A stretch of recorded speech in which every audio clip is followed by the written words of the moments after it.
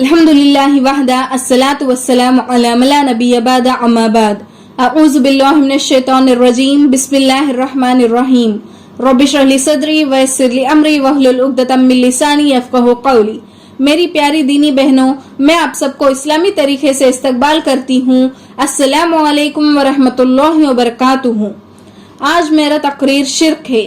شرک کا معنی اللہ تعالیٰ کے ساتھ کسی کو شریک کرنا۔ سورہ نمبر 5 آیت نمبر 72۔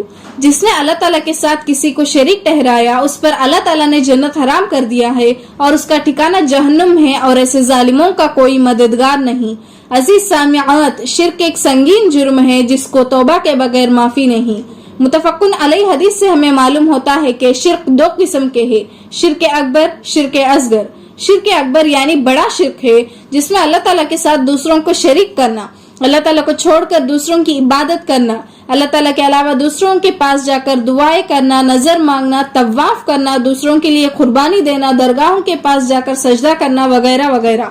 مسند احمد حدیث سے ہمیں معلوم ہوتا ہے کہ لا تشرک باللہ وان قتلت وحرقت، اللہ کے ساتھ شرک نہ کرو گرچہ کہ تمہیں قتل کر دیا جائے اور جلا دیا جائے۔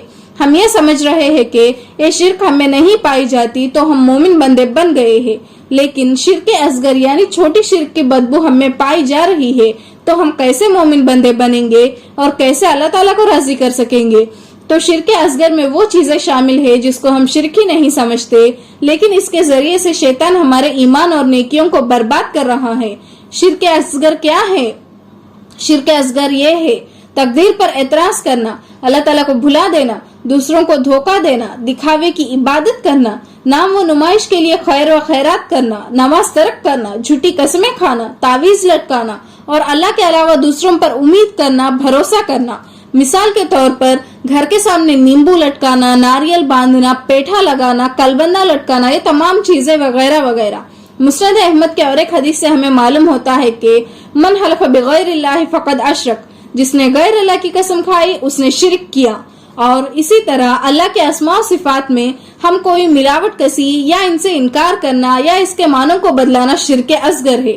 اکثر ہم مسلمان اپنے بچوں کو اللہ کے نام رکھتے ہیں اور ان کو بغیر عبد کے پکارتے ہیں۔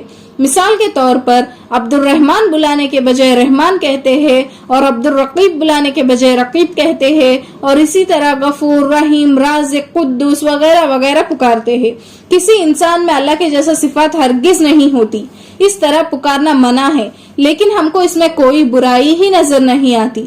اس طرح ہم شرک اصغر میں مبتلا ہے۔ اگر مومن بن کر زندگی گزارنا ہے تو شرک کی بدبو اپنے زندگی میں ہرگز نہ آنے دو۔ ان سب سے کیسے بچے؟ یہ سب پختہ عقیدہ، مضبوط ایمان اور علم ہو تو شرک سے اپنے آپ کو اور اپنے گھر والوں کو بچا سکتے ہیں۔ مجھے بھی اس سے پہلے شرک اصغر کے بارے میں نہیں معلوم تھا، لیکن اس ڈپلومہ اسلامک کورس سے علم حاصل کرنے کے بعد مجھے شرک کے بارے میں معلوم ہوا تو میں اللہ کے فضل سے شرک اصغر کو چھوڑنے کی کوشش کر رہی ہوں۔ آپ بھی ہماری طرح صحیح علم جان کر شرک سے بچتے ہوئے اللہ تعالیٰ کو خوش کرنے میں کمر بستہ ہو جائیے۔